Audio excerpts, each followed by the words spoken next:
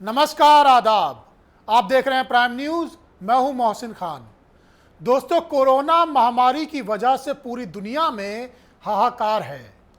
हालांकि भारत में भी कोरोना को लेकर स्थिति थोड़ी भयावह होती जा रही है ऐसा लगता है, लेकिन और देशों की तुलना में आज हम बेहतर स्थिति में हैं। देश को चलाने वाले जिम्मेदार लोगों की जिम्मेदारी और भी बढ़ जाती है कि वो कैसे इस संकट का मुकाबला करने में जनता का सहयोग कर रहे हैं।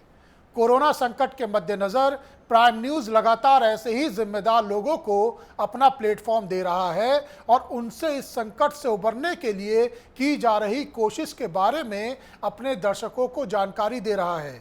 इसी कड़ी में आज हमारे साथ गोरखपुर से सांसद और मशहूर अभिनेता रवि किशन लाइव जुड़े हैं, जिनसे हम गोरखपुर की हालातों पर चर्चा करेंगे।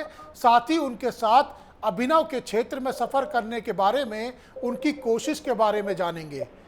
रवि किशन जी, बहुत स्वागत है आपका प्राइम न्यूज पर। धन्यवाद मोहसिन जी। रवि किशन जी, शुरुआत क्योंकि कोरोना को लेकर हाहाकार मचा हुआ है और हम लगातार देख रहे हैं कि आप भी कोरोना को लेकर जागरूक करने का काम कर रहे हैं, जनता को और सरकारों से लगातार जिम्मेदार व्यक्तियों से मिल रहे हैं कि किस तरीके से उनकी मदद करी जा सके, और ख़ास तौर से मजदूर वर्ग को लेकर। तो हम आपसे शुरुआत करना चाहते हैं कि कोरोना को लेकर आपका क्या सोचना है, आपका क्या कहना है। प्राइम न्यूज के सभी दर्शकों को मेरा प्रणाम, हर हर महादेव। देखिए, कोरोना एक ऐसी महामारी है, ये वैश्विक महामारी है। पूरी दुनिया इससे हार रही। हिंदुस्तान 130 करोड़ की आबादी है, बहुत सारी चिंताएं हैं यहाँ पर, चूंकि यहाँ पर सोशल डिस्टेंसिंग का भी पालन लोग ठीक से नहीं कर रहे हैं, घबरा गए हैं और पैनिक भी है लोगों को। लगातार हम वीडियो बना के रोज डाल रहे हैं कि आप लोग को सरकार ले जाएगी वतन अपने, और आप लोग चिंता न करें। लेकिन कुछ पैनिक है, कुछ पता नहीं कौन क्या अफवाह फैला देता है कि सब लोग पैदल चले गए, जब पता है कि लगातार अभी 300 ट्रेनें इस वक्त सरकार ने शुरू की है। और आपको आपकी जानकारी में बता दें कि हम चूंकि इस वक्त मुंबई में हैं, यहाँ बोरीवली से लेके पालघर, थाना, यहाँ पर क्योंकि यहाँ बहुत सारे मजदूर वर्ग हैं मुंबई में, जो उत्तर प्रदेश के हैं, बिहार के, और मैं उनका हीरो। तो हम लोग लगातार, हमको हमारे फेसबुक पे, ट्विटर पे, इंस्टा पे मेरे लोगों को, मेरे ऑफिस, मेरे कार्यालय गोरखपुर, व्हाट्सएप पर इतने मैसेज रोज आ रहे हैं, 2-3 हजार फोन के अलावा। तो यही प्रयास है कि सबको जनवाएं कि ये ट्रेन यहाँ से जा रही है, ये सूरत से जा रही है। अभी तक गोरखपुर में आज, अभी हम आपसे बात कर रहे हैं, तो करीबन 60 से 62 ट्रेन आज पहुंची गोरखपुर, और तकरीबन 75,000 से 80,000 यात्री वहां पर पहुंच गए, मजदूर वर्ग, श्रमिक लोग बस से करीबन। तो रोज गोरखपुर भी, चूंकि जैसे लखनऊ राजधानी है, गोरखपुर पूर्वांचल की राजधानी की तरह लिया जाता है। वहाँ रोज 1 लाख लोग उतर रहे हैं। वहाँ उनके खाने की व्यवस्था प्रशासन द्वारा, वहाँ बस लगाई गई है। स्टेशन से निकले राज्य सरकार ने, पूज्य महाराज जी ने जैसे आदेश दिया कि सब जगह भोजन की व्यवस्था हो, जहाँ पे भी पैदल लोग आ रहे हैं तो वहां पर भारतीय जनता पार्टी ने अपना कैंप लगाया हर जगह। अभी वहां भोजन की व्यवस्था, नई चप्पलें देने की व्यवस्था भारतीय जनता पार्टी के कार्यकर्ताओं द्वारा गोरखपुर के बाहर और हाईवे पर जहां जहां पर एक हुजूम आ रहा है। तो हम लोगों के इस वक्त बहुत सारी चिंताओं से देश गुजर रहा है, सरकार भी गुजर रही है, क्योंकि सबको संभालना है और लोग चल पड़े हैं। अभी जैसे आज औरैया में जो 15 लोग, मजदूर लोग, एक्सीडेंट की वजह से इनकी मृत्यु हुई, बहुत दुख हुआ ये जानते हुए। ट्रेन से कुछ कटे जो पटरी पर सो गए थे। यही हमको समझाना चाह रहे हैं कि सबको ले जाया जाएगा, आप लोग निश्चिंत रहें। आप लोग कृपया अपने फॉर्म भराए, आपके पास जवाब आएगा, आपको लोकल थाने से जवाब आएगा, आपको बुलाया जाएगा, भारतीय जनता पार्टी का कार्यकर्ता आपको अवगत करा देगा। आप लोग जाएंगे, थोड़ा देर सवेर, आप लाखों करोड़ मजदूर हैं, सब घर जाना चाहते हैं, सब लोगों को घर जाना। हम इसमें कोई आपत्ति नहीं। रवि किशन जी, एक सिस्टम से अगर सरकारी लीगल तरीके से आप जाते हैं, आप सेफ घर पहुंचेंगे। जहां उतरेंगे आपको रेलवे स्टेशन गोरखपुर पे ही भोजन करवाया जाएगा, आपको पानी दिया जाएगा, आपको नई चप्पल दी जाएगी, आपको वहां बस होगी सुविधा जो आपको गांव तक छोड़ेगी, आपके गांव के सड़क के बाहर तक छोड़ेगी। ये चीजें वहां पर एक क्वारंटाइन की जगह है, यहाँ पर हमारे मेडिकल ऑफिसर्स आएंगे, आपको क्वारंटीन 14 दिन, क्योंकि आप मुंबई से आए तो रेड जोन है। मैं इस वक्त मुंबई में हूँ, मेरी बिल्डिंग में एक पॉजिटिव केस, जहां मैं बैठा हूं इसी के नीचे फ्लोर पॉजिटिव केस।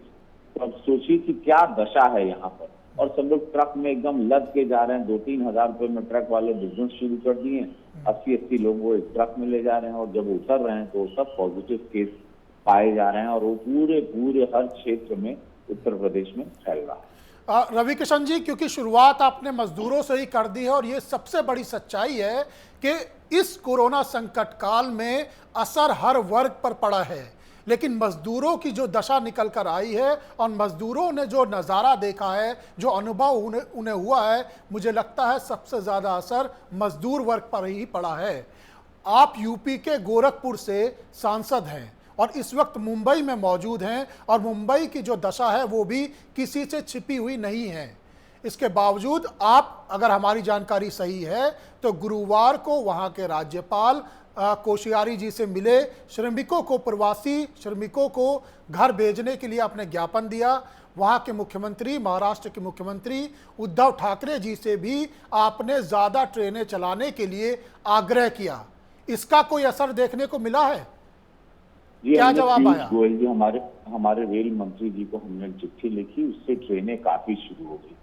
कुछ राज्य सरकार परमिशन नहीं दे रही।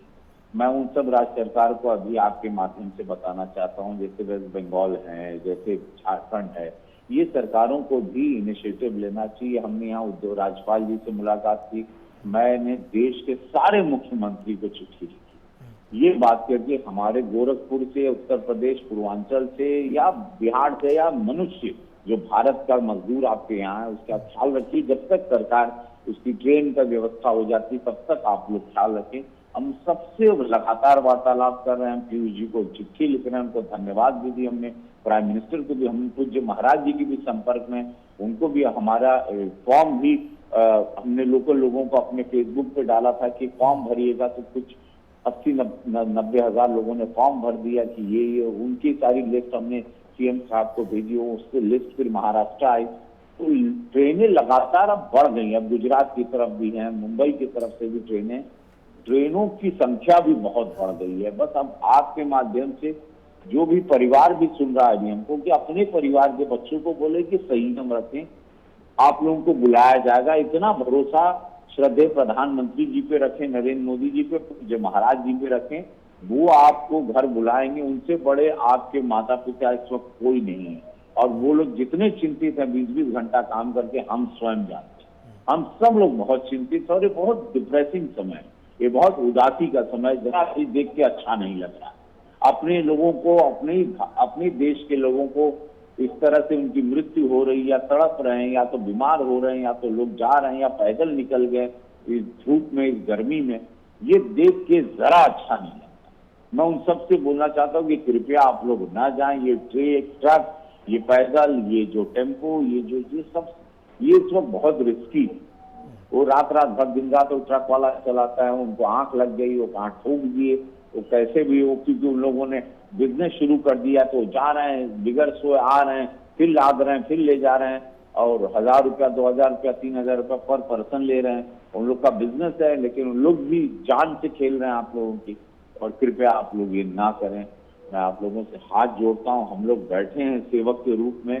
मैं अपना सिनेमा का जीवन छोड़ के यहाँ सेवा करने आया हूँ, तो आप लोग समझ सकते हैं कि जेन्युइनली ये सरकार के सारे लीडरान, जितने भी हमारे मेन और जितने अफसरान, सब लोग चिंतित हैं अपने देश के लोगों को लेके, कोरोना की महामारी से लड़ने के लिए लेके। हमारे सारे कोरोना फाइटर्स, हमारे योद्धा, जितने नर्स, डॉक्टर, सब लोग जान लगाएं। आप लोग इसको बिगाड़े ना, आप लोग जाके वहां पे संक्रमण और ना फैलाएं। रवि किशन जी, क्योंकि आपने सेवा की बात करी और आपने बहुत विस्तार में बताया कि किस तरीके से आप अभिनेता के तौर पर इस वक्त काफ़ी पीछे हैं, अभिनेता अपने अभिनय छोड़कर, और जनता की सेवा के लिए आप यहाँ पर आए हैं और जनता की सेवा के लिए कार्य कर रहे हैं। दो महत्वपूर्ण सवाल इस विषय पर हो जाते हैं, क्योंकि बात मजदूरों को लेकर हो रही है और आप खुद इस बात को बार बार कह रहे हैं कि मजदूर अभी भी समझ नहीं पा रहे हैं, वो बाहर निकल रहे हैं, पैदल जा रहे हैं घरों को, डीसीएम में जा रहे हैं, जिनकी वजह से कई हमने वाकये देखे कि एक्सीडेंट भी हुए। क्या कारण है कि मजदूर वर्ग इतनी कोशिशों के बावजूद, सरकार के इतने बड़े फैसलों के बावजूद समझ नहीं रहा है? आज भी सड़कों पर पैदल निकल रहा है, डीसीएम में भर भर के जा रहा है। मजदूरों को आखिरकार समझ में बात क्यों नहीं आ रही है, या आप लोग समझा नहीं पा रहे हैं? दिक्कत क्या है?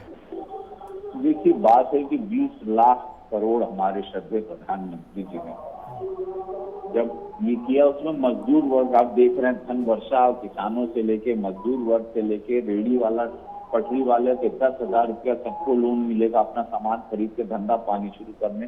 पूरा ये बजट आप देख रहे हैं पूरे देश के गरीब वर्गों के लिए, किसान भाई के लिए, मजदूर भाई के लिए, छोटे दुकानदार, बड़े दुकानदार, छोटी इंडस्ट्री, बड़ी इंडस्ट्री, फैक्ट्री, सबके लिए, मध्यम वर्ग परिवार के लिए ये 20 लाख करोड़ का इस्तेमाल हो रहा है सरकार के द्वारा जनता के लिए।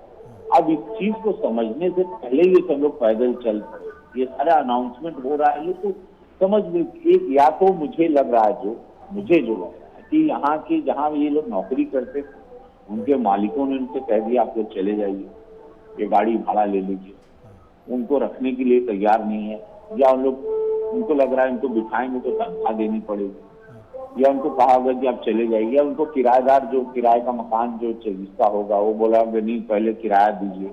तो ये लोग परेशान होके और अफवाहें कुछ लोग फैलाते, अरे हम तो पहुंच गए, अरे हम तो पहुंच गए नहीं, हम तो यार टेम्पो खड़ा था, यार बस खड़ा हुई, अब तू आ जा, यूपी में तार बस में इंतजार हुई, कोई सरकार तो हम बिचुआ में से उठा ली, पैदल चलने लग, बस न्यूज चलने लगी तो हमको लोग ले ली। ऐसा भी लोग अफवाह फैलाते हैं एक दूसरे के प्रति। विरोधी दल भी इसमें फायदा उठाते हैं, विरोधी दल भी ऐसे व्हाट्सएप मैसेज बना बना के भेज रहे हैं अपने IT सेल से, जिससे लोगों में आग की तरह अफवाह फैल जाए कि नहीं यहाँ पर मुंबई में तो सब मर जाएंगे, आप लोग चलो गांव, जो भी होगा आप गांव में माता पिता के सामने, परिवार के सामने। ऐसी बहुत सारी अफवाहों का एक व्हाट्सएप घूम रहा है, बहुत सारी चीजें वायरल है, इसमें विरोधी दल अपनी भी रोटियां सेक रहा है। इस तकलीफ में भी लोग राजनीति करने से बाज नहीं आ रहे हैं, और यही लोगों को सबको समझना चाहिए कि ये राजनीति का समय नहीं है, मानवता का समय। राजनीति कर लेना भाई, जिंदा हो तब तक राजनीति करना करिए आप राजनीति करने से, लेकिन ये समय तो सबको एकजुट होके सरकार का साथ देना है, मानवता का साथ देना है, ये बहुत जरूरी समय है। राजनीति के लिए तो आखिरी सांस तक करिए ना आप लोग, मरते दम तक करो राजनीति, लेकिन ये समय नहीं राजनीति का, हमको जो लगता है।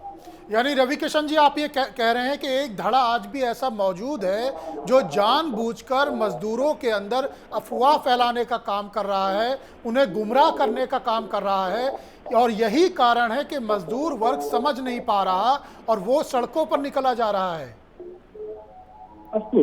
ये हमने बहुत सारे व्हाट्सएप मैसेजेस इस तरह से देखे हैं, और ये सब करते हैं, ये दुष्टता है इनकी, और ये सब लोगों को सोचना चाहिए कि मानवता की जान के साथ आप लोग खेल रहे हैं। सरकार को बदनाम करने के लिए आप लोग कितनी निष्ठा पर आ जाएंगे, कितनी गिरी हुई हरकतें करेंगे, ये सारी चीजें दिखाई दे रही है पूरे देश। और अभी क्या पूरा देश घर बैठा है तो बड़ा ध्यान से सब देख रहा है, उनको पता है कि कौन दुष्टता कर रहा है, कौन ये अफवाहें फैला रहा है, कौन इन गरीब मजदूरों के इमोशन के साथ खेला। जहाँ सरकार अपने लाखों करोड़ों का खजाना खोल दिया है कि जनता का खजाना लीजिए, जनता को दे दी, प्रधानमंत्री जी बोला लीजिए सब आप ही का है, आपके लिए, तो सब कुछ देने के बावजूद ये मैडनेस और ये पैनिक क्यों, ये लोग क्यों सड़क पर चल पड़े? हमको यही समझ में रहा है, जब पूरे देश का खजाना जनता को दे दिया गया कि लीजिए ये आपकी दौलत, आपको, जो कि 70 साल में कभी नहीं होता, तो आज यही बात सब सोचने की बात है। लेकिन रविकिशन जी, इतना होने के बावजूद भी हम देख रहे हैं ये कोरोना संकट काल है। इस दौरान पूरे देश को, सारी पार्टियों को एक साथ एकजुट होकर इस कोरोना महामारी से लड़ने का काम करना चाहिए। लेकिन हम देख रहे हैं कि इस दौरान भी आरोप प्रत्यारोप का दौर चल रहा है, वाद विवाद का दौर चल रहा है। सारी राजनीतिक पार्टियां इस पर भी रोटियां सेकने से बाज नहीं आ रही हैं। आपका इसके बारे में क्या कहना है, क्योंकि आरोप प्रत्यारोप दोनों तरफ से हो रहे हैं? देखिए, गलत है, ये राजनीति नहीं है, गंदगी, ये गंदगी एक गंदी मानसिकता है। राजनीति ऐसे नहीं होनी चाहिए, फिर अच्छे लोग राजनीति में नहीं है। अगर यही मानसिकता ये लोग दिखाएंगे तो इससे राजनीति का, आज हमारे पास श्रद्धेय प्रधानमंत्री नरेंद्र मोदी जी एग्जाम्पल बने पूरे विश्व के सामने, हमारे पूज्य योगी महाराज जी पूरे हिंदुस्तान के सामने, विश्व के सामने एग्जाम्पल बने। इतने बड़े राज्य को संभालना है, बड़ी बड़ी कठिनाइयों से, संकट से निकालना है। ऐसे हमारे पास बड़े बड़े नेता हैं जो निस्वार्थ सेवा कर रहे हैं। उसमें ये सब ये गंदी राजनीति, शब्दावली और ये गंदी सोच, गंदी भाषा, हर चीज पर एक जंग कसना, हर चीज का एक मजाक उड़ाना, अब और अनपढ़ टाइप के लोग, ऐसा लगता है पढ़े लिखे नहीं है, सारे जाहिल लोग। ये सब जहालत की बहुत बड़ी निशानी है और इनको इस वक्त जहालत नहीं करनी चाहिए विरोधी दल को। इस वक्त अगर थोड़ा सा ब्रेन है इनके पास, थोड़ा इनके अंदर इंसान जिंदा और इंसानियत जिंदा है और इनके माता पिता ने या इनको अच्छे गुरुजनों ने सिखाया है, तो इनको ये समय निकल जाना चाहिए। राजनीति अब मरते दम तक करो ना भाई, आखिरी सांस तक करो, कौन फिर रोका है? ये समय सबको एकजुट होना, ये एकजुट होने वाला समय है। देश को, प्रधानमंत्री को, मुख्यमंत्री को, सरकार को, मानवता को साथ देना, सबको मिलकर।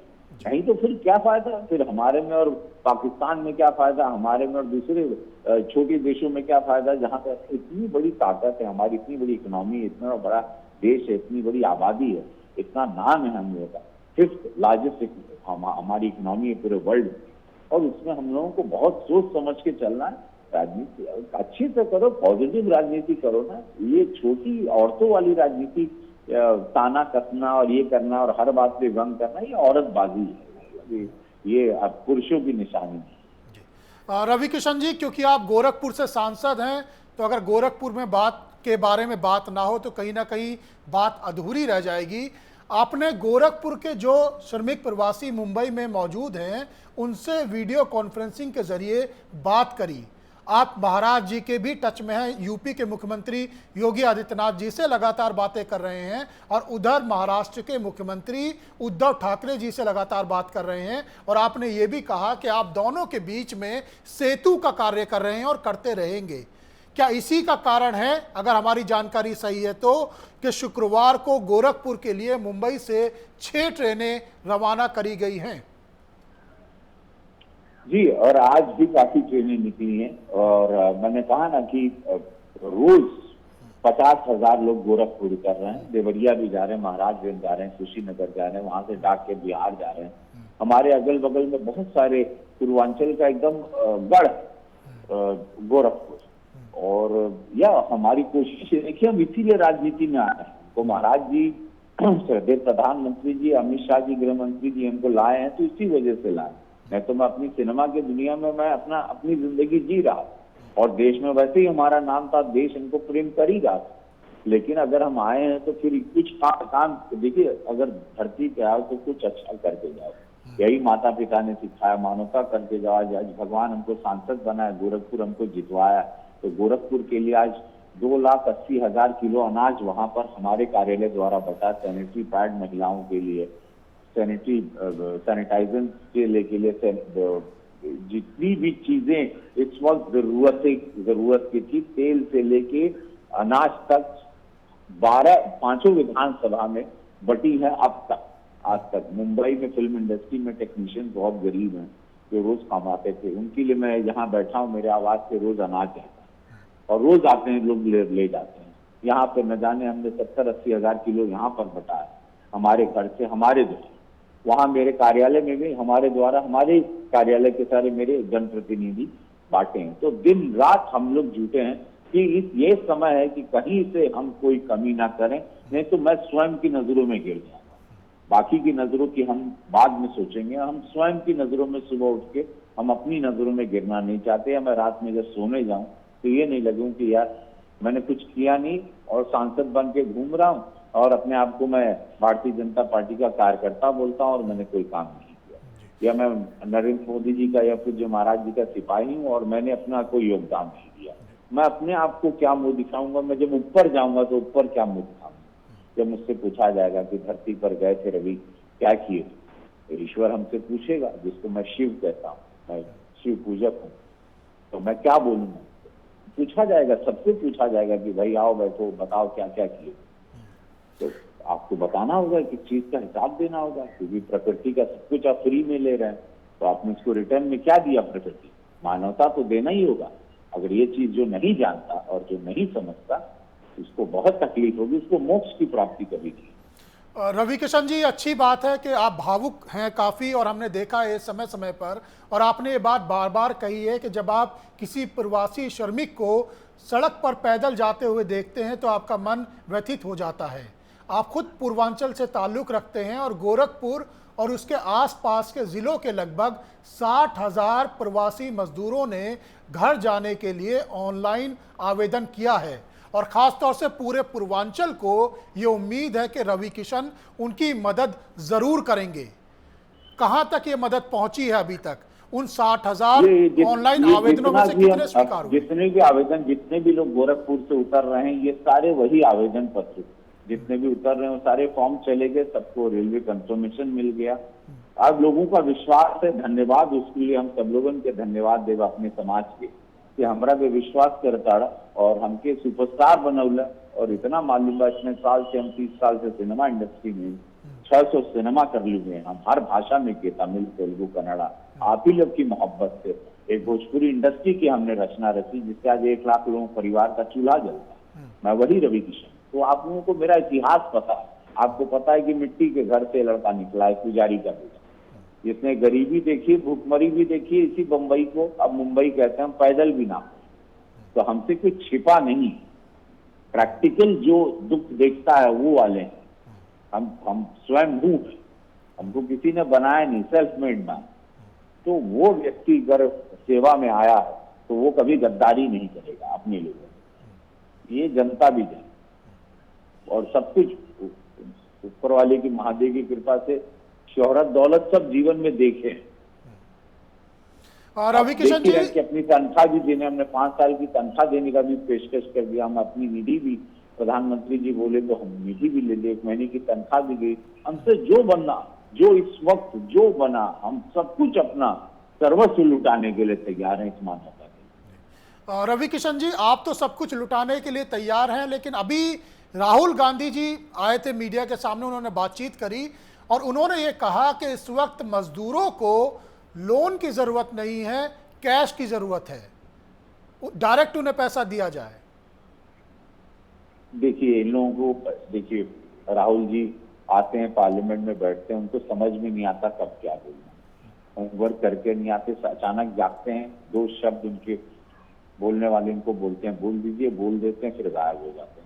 राजनीति अलग ही चीज है। राजनीति अब वंशवाद वाली राजनीति नहीं रही, अब सच्चाई वाली राजनीति आई। ये मोदी जी का युग, ये भारतीय जनता पार्टी में मोदी जी जैसे, योगी जी जैसे लोग आए।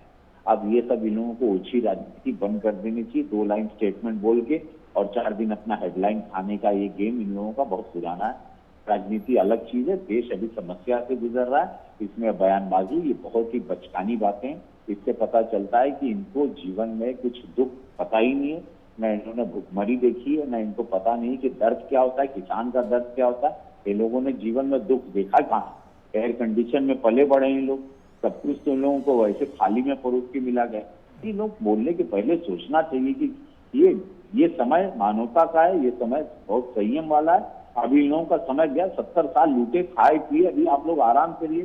सब लोग लूटे खाए, सब लोग राजा लोग हैं, अभी करने दीजिए। अब सब फकीरों ने अब राज कर रहे हैं, अब फकीर लोग यहाँ पर देश को संभाले, तो फकीरों को राज करने दीजिए, मत जलिए फकीरों से।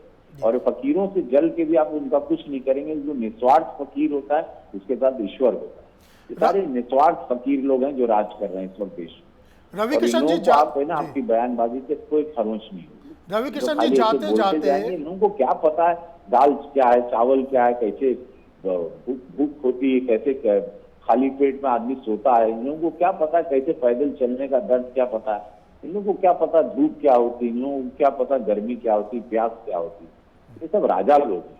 तो राजा लोग खाली आते हैं, 2 शब्द बोलते हैं, चले जाते हैं। फकीर राज कर रहे हैं, फकीरों का समय। ये देश अब बदल रहा है, देश बदल चुका है और देश बदल जाएगा। रवि किशन जी, जाते जाते अब आप हमारा एक दूसरा कॉन्फ्रेंस भी है, तो थोड़ा सा शॉर्ट कर दीजिए। जी बिल्कुल बिल्कुल बिल्कुल बिल्कुल रवि किशन जी, हम प्रोग्राम के बिल्कुल अंतिम पड़ाव पर हैं, और जाते जाते बहुत छोटे में, क्योंकि आप जनप्रतिनिधि भी हैं और अभिनेता भी हैं, नेता भी हैं, अभिनेता भी हैं, लाखों करोड़ों आपके फॉलोअर्स हैं, और इस वक्त भी आपको लाखों करोड़ों लोग देख रहे हैं। वो ये जानना चाहते हैं कि रवि किशन की जिंदगी में कोरोना काल के दौरान क्या बदलाव आया है, आप किस तरीके से रह रहे हैं? हमारी दाढ़ी मूछ बढ़ गई, कभी हम बढ़ाए नहीं थे दाढ़ी। हम 15 किलो वजन घट गया हमारा। और बस सुबह से रात तक सेवा में लगा रहता हूँ। परिवार के साथ रहते हुए भी फोन इतने बजते हैं, हमको 2-3 हजार कॉल आते हैं।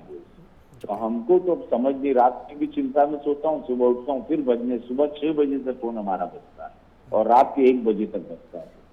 तो हमको तो सब फिर उसको बताना, फिर समझाना, तो ट्रेन के बारे में बहुत सारी समस्याएं हैं, अस्पताल में किसी को एम्बुलेंस कराना, किसी को, ये इतनी समस्याएं कि इसका कोई अंत नहीं। और मैं अकेले हूँ यहाँ पे, चूंकि मैं फंस गया हूँ मुंबई, ना मेरे पास कोई स्टाफ है, ना कोई फोन उठाने वाला, तो मैं स्वयं अपनी लड़ाई अकेले लड़ रहा हूँ और बहुत अपने आप को ताकतवर महसूस कर रहा हूँ कि मैंने अब ये भी मैं काम कर सकता हूँ। मुझे ये बात पता चल गई कि राजनीति को जो एक हवा बनाए थे लोग, ये हवा है बहुत बड़ा, ये नहीं, ये सेवा, ये चीज हमें क्वारंटाइन में की। राजनीति हवा नहीं, यानी राजनीति मतलब अभी वो कड़क इस्त्री करके कुर्ता पहन के घूमना राजनीति नहीं है। अब इसको सेवा के रूप में लेना है, जो हमारे श्रद्धेय प्रधानमंत्री नरेंद्र मोदी जी ने और ये पूज्य योगी महाराज जी ने और हमारे सारे दिग्गज नेताओं से मैंने सीखा कि राजनीति सेवा करोगे तो फ्रस्ट्रेटेड नहीं होगे। अगर आप मेवा की सोचोगे तो यहाँ पे फ्रस्ट्रेशन आ जाएगा। अब आप निछावर कर दीजिए। यानी मोदी जी ने जो कहा था अभी हाल ही में कि आत्मनिर्भर बनो, आप पूरी तरह से आत्मनिर्भर बन गए हैं और आपको पता चल गया ये कोई हवा नहीं है। जाते जाते रवि किशन जी, अगर आप प्राइम न्यूज के माध्यम से दर्शकों को कोई मैसेज देना चाहते हैं, कुछ कहना चाहते हैं, तो कह सकते हैं। हाँ, सर्वे भी तू, सर्वा भी तू, जीवन भी तू, मृत्यु भी तू, दाता तू, विधाता तू, देता तू, लेता तू, सत्य तू, असत्य हम, भगवान तू, मनुष्य हम, शिव तू, सुंदर तू, शक्ति तू, सब कुछ तू, मैं कुछ नहीं, भगवान तू, मैं कुछ नहीं, जीवन तू, मैं कुछ नहीं, यही रखना चाहिए। हर हर महादेव सब लोग। और यह कहा कि भैया जैसन सोच ले रहनी वैसन धनिया मोर बाड़ी। बस अपने घर परिवार को प्रेम करो, माता पिता की सेवा करो और अच्छे से रहो, मानवता की सेवा करो। घर में अगर 1 किलो अनाज ज्यादा है तो बगल में किसी भूखे को खिला दो, 2 रोटी खिला दो, मदद करो। ये मदद का समय है, समय लगेगा देश को फिर से उठने में। हमारे प्रधानमंत्री ने 20 लाख करोड़ किसान मजदूर सबके लिए एक पूरा खजाना खोल दिया, खजाना खाली कर दिया। अब देश को फिर खड़ा करना है, चाइना को डिफीट करना है और इसको एक सुपर पावर बनाना है हम लोगों को, सबको मिलकर। ये आप लोग आज से प्रण लीजिए कि ये देश को हम लोग को खड़ा करना है दोबारा। ये देश जो सोच रहे हैं लोग खत्म हो जाएगा या पीछे चला जाएगा, हम लोग इकोनॉमी में हम लोग फिर उठेंगे और फिर आएंगे। जय हिंद, भारत माता की जय। सब लोगों को अपना ख्याल रखिएगा। रवि किशन जी, आपने प्राइम न्यूज को समय दिया, सारे सवालों के बहुत ही बेबाकी से जवाब दिए, आपका बहुत बहुत धन्यवाद। आपका शुक्रिया। तो ये थे हमारे साथ गोरखपुर से सांसद, नेता, अभिनेता रवि किशन, जिन्होंने दिल खोलकर हमसे बातें करी और सारे सवालों के बहुत ही बेबाकी से जवाब दिए। अभी के लिए बस इतना ही। बाकी खबरों के लिए देखते रहिए प्राइम न्यूज, क्योंकि खबरों का सिलसिला यहाँ कभी नहीं थमता। नमस्कार।